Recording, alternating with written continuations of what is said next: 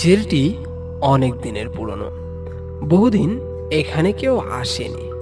শুনেছি 2000 সালের দিকে এই জেলটি বন্ধ হয়ে যায় কোনো এক জেলারের মৃত্যুর পর।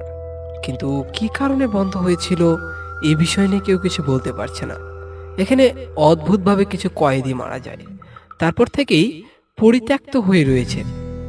তবে আজ একজন নতুন জেলার আসছে এখানে, কিছু ভয়ঙ্কর কয়েদি নিয়ে, যারা বহুবার জেল ভেঙে পালানোর চেষ্টা করেছে। তাই এখানকার নতুন কেয়ারটেকার রামু জায়গাটা পরিষ্কার করছে।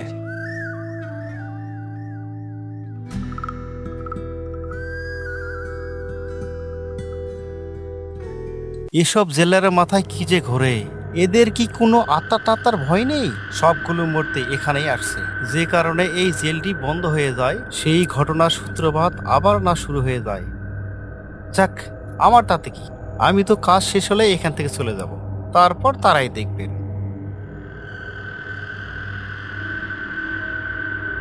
আরে, এই দরজা কোথায় গেছে? আগে তো কখনো খেয়াল করিনি। অবশ্য বহু বছর এই জেলের ভিতরে আমি আসিনি, তাই হয়তো দেখিনি। যাই, ভেতরে যাই দেখি।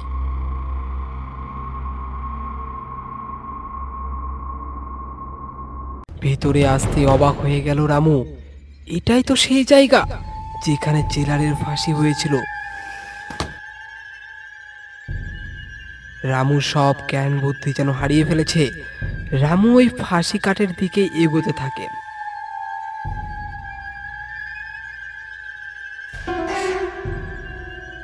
কিছুক্ষণের মধ্যেই সে ফাঁসি কাঠের উপরে দাঁড়ায়। হঠাৎ ফাঁসির দড়ি যেন জীবন্ত হয়ে গেল, জড়িয়ে গেল রামুর গলায়। ছটপটাতে ছটপটাতে রামু সেখানে মারা যায়। রামুর চিল্লানোর আর্তনাদে যেন কেঁপে উঠল পুরো জেল। জেলার এবং ভয়ঙ্কর কিছু কয়েদি জেলে উপস্থিত হয়। তোদের সবাইকে ভালো করে একটা কথা বলছি, মাথায় ঢুকিয়ে নে। এটা সেই জেল যেখানে তোদের থেকেও অনেক বড় বড় অপরাধী এসেছে গেছে।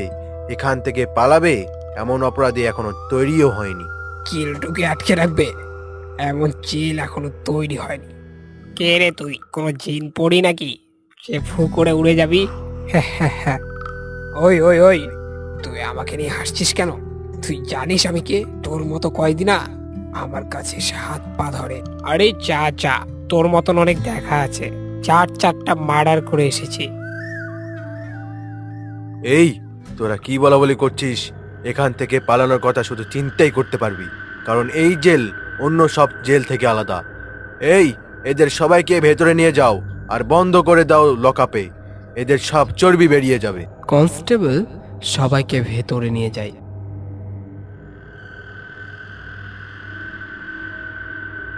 রামু কাকা, ও রামু কাকা, কোথায় যে যায় এই লোকগুলো? কাজের সময় খবর পাওয়া যায় না।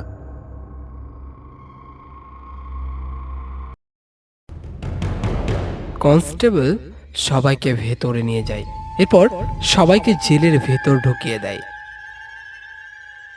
জেলের ভেতরের অবস্থা অনেকটাই ভয়ঙ্কর, কারণ দিনের বেলাতেও এখানে আলো প্রবেশ করে না।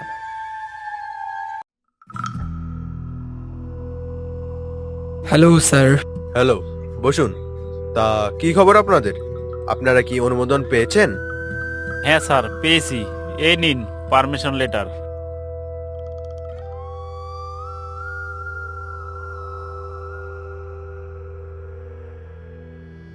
ঠিক আছে, আপনারা আপনাদের শ্যুট নিতে পারেন। আর কোনো সমস্যা হলে আমাকে অবশ্যই জানাবেন। আর হ্যাঁ, আপনাদের জন্য 3টি শর্ত রয়েছে, সেগুলো অবশ্যই মানতে হবে, নয়তো বিপদে পড়তে পারেন। হ্যাঁ হ্যাঁ, বলুন না স্যার, আমরা অবশ্যই সেগুলো মেনে চলবো। আমরা চেষ্টা করব যেন আমাদের জন্য এখানে কারো কোনো সমস্যা না হয়। প্রথমত, আপনারা ওই কয়েদিগুলোর আশেপাশে যাবেন না, ওরা অনেক ভয়ঙ্কর। দ্বিতীয়ত, এইটা অনেক পুরনো জেল, তাই এখানে অনেক পুরনো ঘর রয়েছে যেগুলো পরিত্যক্ত, তাই সেগুলো আপনাদের জন্য বিপজ্জনক হতে পারে, তাই সেগুলো থেকে দূরেই থাকবেন। আর তৃতীয়ত, আপনারা সন্ধে 7টার পর এই জেলে আর থাকতে পারবেন না।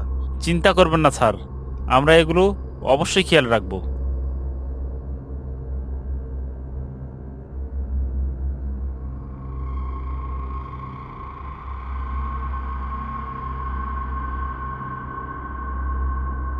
স্যার কি বললো শুনলি না? একটু সাবধানে কাজ করতে হবে। তুইও না ভাই এইসব নিয়ে পড়ে গেলি? আমরা এখানে শ্যুট করতে এসেছি ভাই, শ্যুট। একটু তো রিস্ক নিতেই হবে বস, নয়তো আমাদের শ্যুট কমপ্লিট হবে না যে। তাই বলে আমাদের জেলারের কথা অমান্য করা ঠিক হবে না। কিছু দূর রাস্তায় এগিয়ে আসতেই ঘোষ এবং মহেশ একটা পুরনো দরজা দেখতে পেল। ভাই টুইস্ট মনে হয় আমি পেয়ে গেছি, ভালোই রোমাঞ্চকর হবে। আর আর আমাদের শ্যুটটাও একটু ভয়ঙ্কর হবে।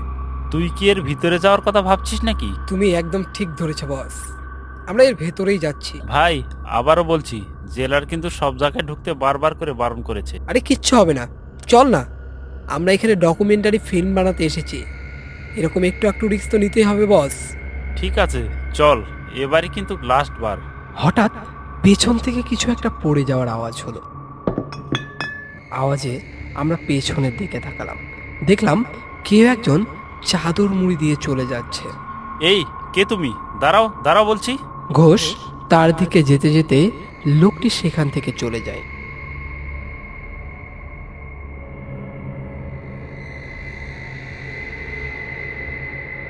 কে আমাদের ফলো করেছিল বলতো? অদ্ভুত লোক তো, কথা না বলে চলে গেল। আরে ছাড় না, পাগল ঠাগল হবে হয়তো। চল আমরা ভেতরের দিকে যাই।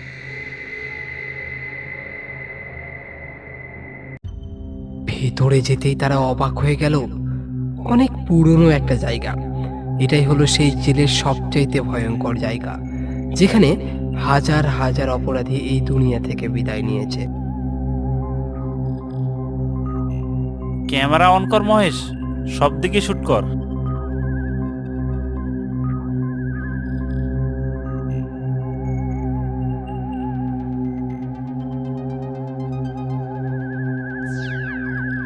আরে এ কি, এই দড়িতে এখনো রক্ত লেগে আছে? এত বৃষ্টি ঝড়, কোনো কিছুই একে মুছতে পারলো না। একেবারে অবাক করার মতো বিষয়।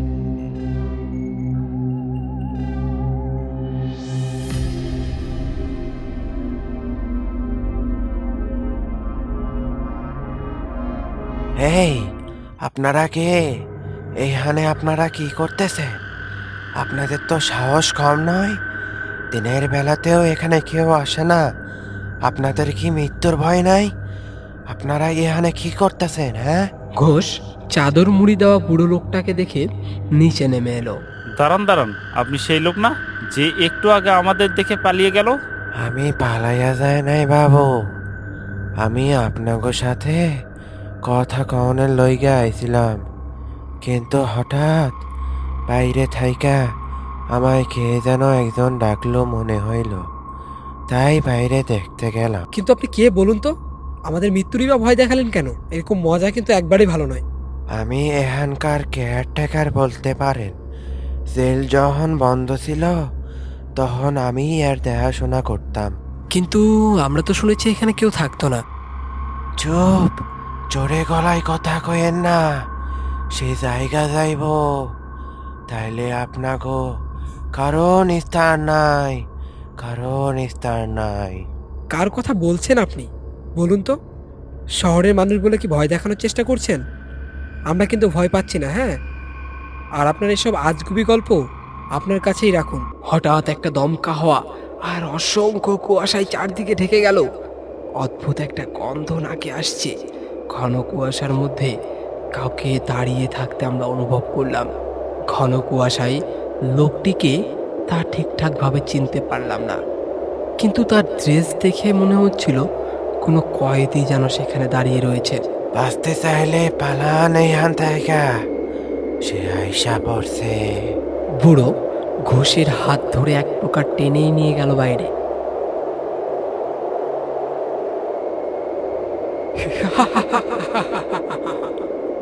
মরবে, সবাই মরবে, কেউ বাঁচবে না, মরবে সবাই।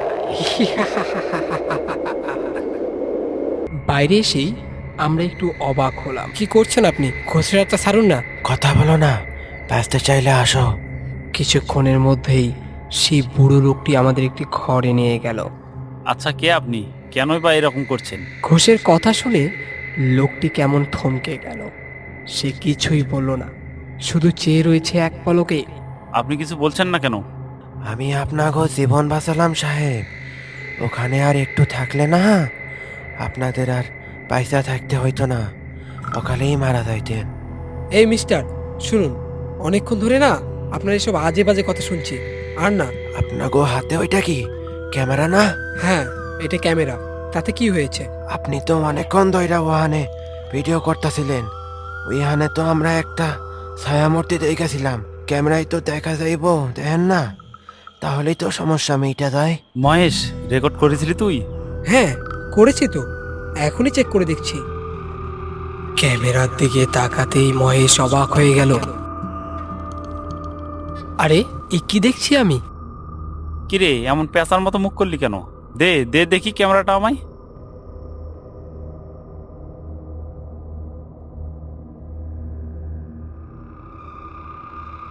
আরে, এখানে তো কাউকে দেখা যাচ্ছে না, শুধু কুয়াশায় দেখা যাচ্ছে। হয়তো আমরা ভুল দেখেছি। তা কি করে হয়? তুই না হয় ভুল দেখেছিস, তা বলে আমিও দেখলাম? দুজনে কি একসাথে ভুল দেখা সম্ভব? আপনারা কেউ ভুল দেখেননি, যা দেখেছেন একদম ঠিক। এটাই এই জেলের ঘটে যাওয়া সব থেকে ভয়ঙ্কর ঘটনা। প্রায় 1999 সালে এখানে এক নতুন জেলার এই জেলে আইছিল। সেই জেলার ছিল অনেক রাগী। সে কোনোদিন অপরাধীকে দেখতে পারত না। সে মনে করত জেলে অপরাধীকে খাওয়ানো মানে দেশের সম্পদ নষ্ট করা। তাই তার জেলে কোনো অপরাধী ছিল না, সে সবাইকে মেরে ফেলতো। আর সেই অপরাধে জেলার হরিমোহন সিংহকে জেলের মধ্যে ফাঁসি দেওয়া হয়। সেই ফাঁসি দেখাও ছিল দুর্বিষহ ঘটনা। সেখানে তাকে গলায় ফাঁসি লাগিয়ে দেওয়ার পর সেখানে ফাঁসির দড়িটা টান দেওয়া হয়েছিল। সঙ্গে সঙ্গে জেলারের বডিটা ভেতরে পড়ে যায়, কিন্তু লাশটা দেখতেই দেখা গেল লাশের মাথা নেই, সেটা ঝুলে রয়েছে ফাঁসির দড়ির সঙ্গে। তার ছেঁড়া মাথা থেকে গড়িয়ে পড়তেছিল টপ টপ করে তাজা লাল রক্ত। আর তারপরের সব থেকে নিকৃষ্ট ঘটনা, তার শেষ কার্য পর্যন্ত সম্পন্ন করেছিল না সরকার। এখানেই এই জেলের কোনো অংশেই পড়ে রয়েছে জেলারের বডি। আর তারপর থেকেই ঘটে আসছে ভয়ঙ্কর ভয়ঙ্কর ঘটনা। এই জেলে কোনো অপরাধী আসলে ঠিক আগের মতোই শাস্তি দেয় হরিমোহন সিংহ। কি বলছেন আপনি? হ্যাঁ, ঠিকই কইতেছি। আপনারা এখান থেকে চইলা যান। এই কথাগুলো আমাদের জেলারকে দেখানো উচিত ঘোষ, নয়তো অনেক কয়েদির প্রাণ যাবে। হ্যাঁ, আমাদের জেলার সাথে কথা বলতেই হবে, কিন্তু উনি কি আমাদের কথা বিশ্বাস করবেন? আমাদের কিছু একটা করতে হবে। আচ্ছা, আপনি কি বলতে পারবেন এ আত্মাকে কিভাবে মুক্ত করা যায়? যদি কোনোভাবে জেলারের সেই বডি খুঁজে বের করে জ্বালিয়ে দেওয়া যায়, তাহলেই জেলারের আত্মা মুক্তি পাবে। আচ্ছা, আপনি কি জানেন না জেলারের বডি কোথায় রাখা হয়েছিল? এই জেলের মধ্যেই কোথাও আছে, কিন্তু কোথায় আছে এইটা আমার জানা নাই।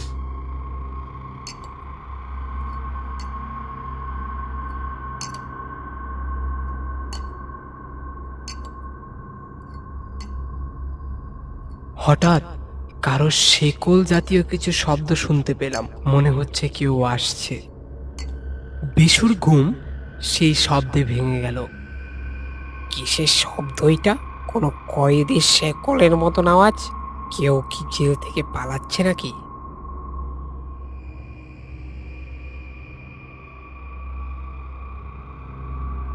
সামনের দিকে তাকাতেই ঘন কুয়াশার মধ্যে বিশু দেখল কেউ একজন আসছে, পরিষ্কার চেনা যাচ্ছে না।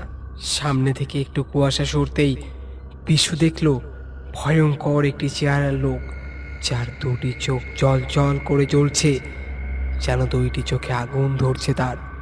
সে যেন বিশুকেই দেখছে। সে কোনো মানুষ হতে পারে না। কে তুই? আমি বলছি, কে তুই?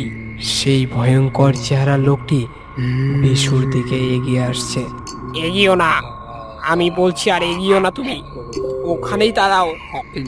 আমাকে চেনো না তুমি, আমি কিন্তু অনেক ভয়ঙ্কর। আমায় মেরো না, ছেড়ে দাও আমায়। আমি তো তোমার কোনো ক্ষতি করিনি, দয়া করে আমাকে ছেড়ে দাও। না না না, আমার কাছে এসো না বলছি।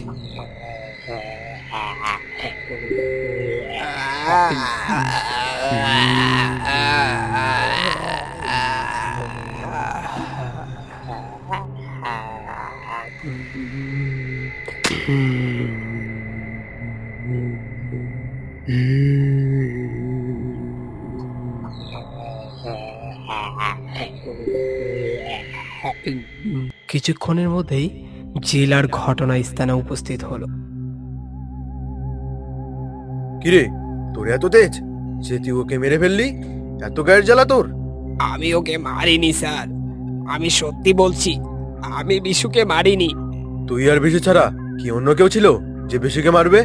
তুই মেরেছিস, কিন্তু এখন স্বীকার করছিস না কেন? মনে করেছিলি মিথ্যা বলে পার পেয়ে যাবি? তোকে আমি ছাড়বো না। তোর এমন অবস্থা করব না যে নিজের দিকে তাকাতেও পারবি না।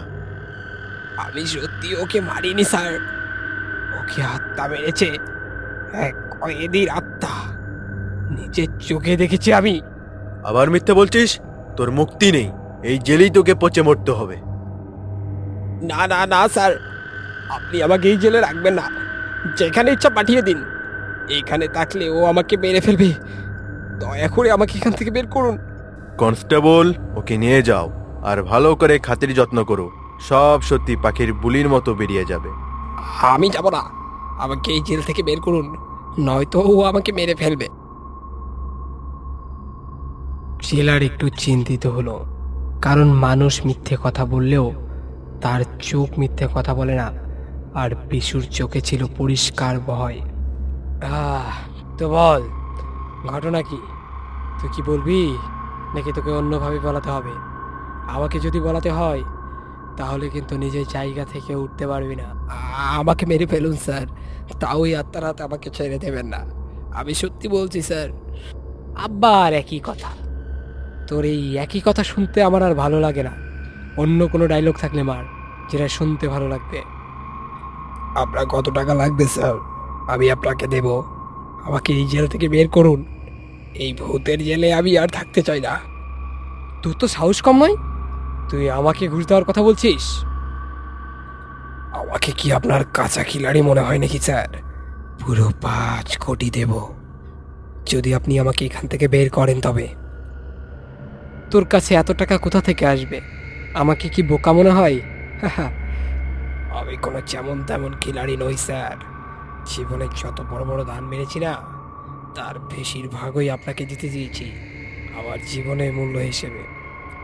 আমার কাছে অনেক টাকা আছে, অনেক টাকা। ঠিক আছে, কথার যেন নড়চড় না হয়, না হলে তুই আমাকে চিনিস না। আপনাকে এসব বিষয় নিয়ে চিন্তা করতে হবে না স্যার। গিল্টু অপরাধী হতে পারে, তবে বিল্টুর কথার দাম আছে। আমি এক কথার লোক স্যার। ঠিক আছে, তবে আজকে এই জেলে তোর শেষ রাত। রাত হতেই কনস্টেবল জেলে হাজির হলো, যেন এক লোক কনস্টেবলকে টেনে এনেছে এই জেলের মধ্যে। গিল্টু, এই গিল্টু, গিল্টু, ঘুমালি নাকি? আয়, তোর সময় হয়ে গেছে, তোকে আর এই কষ্ট করে জেলে থাকতে হবে না। না না স্যার, আমি ঘুমাইনি, তাড়াতাড়ি তালাটা খুলুন, আমি এখান থেকে পালাবো। স্যার, আপনি এক্ষুনি এখান থেকে পালান, সে এসে গেছে, আপনাকেও মেরে ফেলবে, পালান এখান থেকে। আরে দাঁড়া দাঁড়া, আমি দেখছি কার এত সাহস যে এই জেলে প্রবেশ করেছে।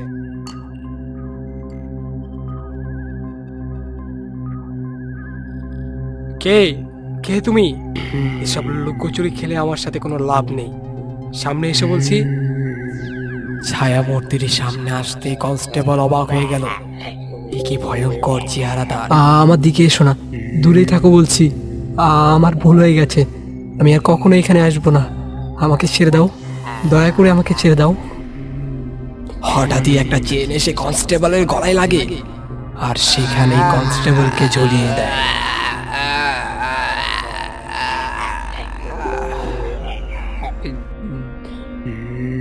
স্যার, আপনি আমাদের ডেকেছেন? হ্যাঁ, আপনাদের সাথে জরুরি কথা আছে আমার।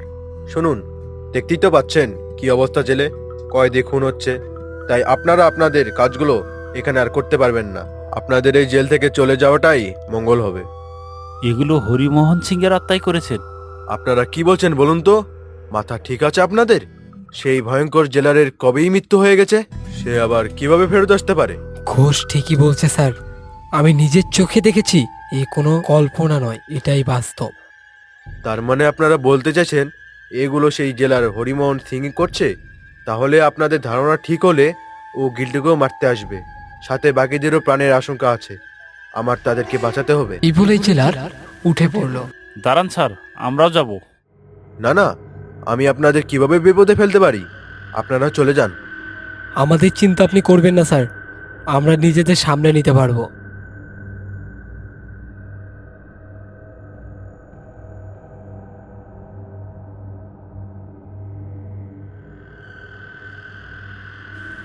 জেলে পৌঁছাতেই তারা অবাক হয়ে গেল। তারা তিনজন দেখলো কনস্টেবলের লাশ ঝুলে রয়েছে, আর জেলের ঘরের ভিতরে রয়েছে গিল্টুর লাশ, আর পেছন ঘুরে কেউ একজন দাঁড়িয়ে রয়েছে। কে তুমি? আর এসব কেন করছো তুমি? হরিমোহন সামনের দিকে ঘুরল। কি ভয়ঙ্কর তার চেহারা! হঠাৎই সেই আত্মাটা জেলারের গলা চেপে ধরলো। ঘোষ এবং মহেশ তাকে ছাড়ানোর চেষ্টা করছে, কিন্তু হরিমোহনের শক্তির কাছে তারা পরাস্ত। জেলারের নিঃশ্বাস বন্ধ হয়ে যাওয়ায় জেলার অজ্ঞান হয়ে যায়। জেলারের পা ধরে টানতে টানতে নিয়ে যায় সেই আত্মাটি।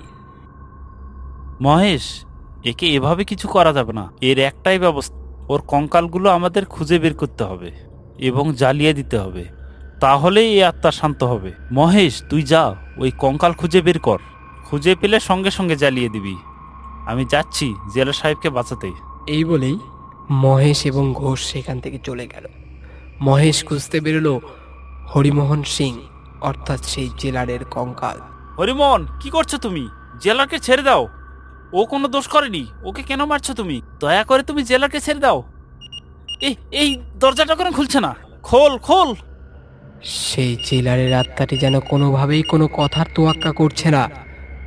হরিমোহন জেলারের গলায় দড়ি পরিয়ে দেয় এবং ফাঁসি দেওয়ার জন্য অপেক্ষা করছে, যেন ফাঁসি দেওয়াটাই তার নেশা।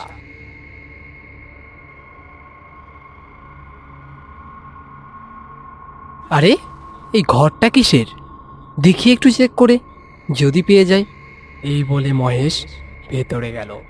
ভেতরে যেতেই মহেশ দেখল ঘরটি অর্ধেকই ভাঙা, তবে মধ্যেই পড়ে রয়েছে একটি কফিন। মহেশ গিয়ে কফিনটি খুলতেই দেখল সেখানে রয়েছে হরিমোহনের কঙ্কাল। মহেশ সেই কঙ্কালে আগুন ধরিয়ে দিল।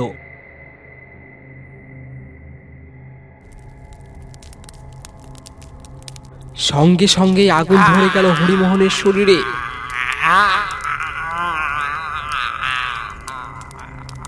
দরজা খুলতেই ঘোষ দৌড়ে ভিতরে গেল এবং জেলারের গলা থেকে দড়িটি খুলে ফেলল। থ্যাংক গড, তোমরা ছিলে। তোমাদের সাহায্যের জন্য অনেক অনেক ধন্যবাদ। এইটা তো আমাদের কর্তব্য ছিল। এখনো এই জেল বিপদমুক্ত। এখন এখানে যে কোনো অপরাধী নিশ্চিন্তে থাকতে পাবে।